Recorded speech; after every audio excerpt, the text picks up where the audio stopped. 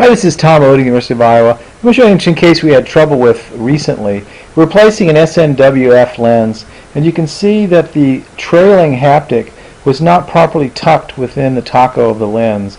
And so right here, as our senior resident is pulling back the monarch injector, you can see that the trailing haptic is caught. And so what you should do here is probably the opposite of what we ended up doing. Instead of pulling the plunger back, what you should do in this situation is push the plunger as far forward as you can and then use a Kugeln hook to gently bring the haptic out.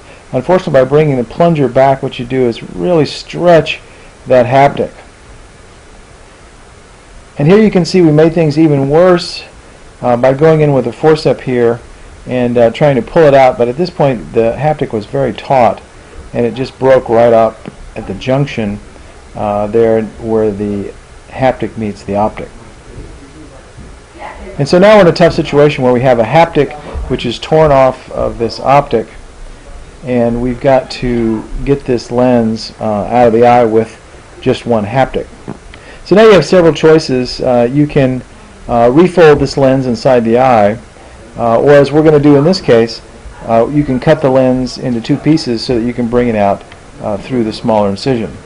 First thing we're going to do is we're going to rotate this lens around and out of the capsular bag. Here you can see we've externalized one of the haptics, and now we're placing some viscoelastic above and below the lens. We're using Duet micro forceps here to secure the lens so it doesn't tiddlywink while we cut it. And here we're using the Duet IOL cutting scissors so we can cut this lens in half.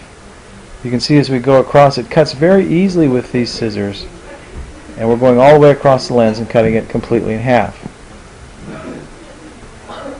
And now we're going to pull the two halves out, and as the two halves come out, we have an empty bag which we filled with some viscoelastic, and now we're placing this lens into the bag.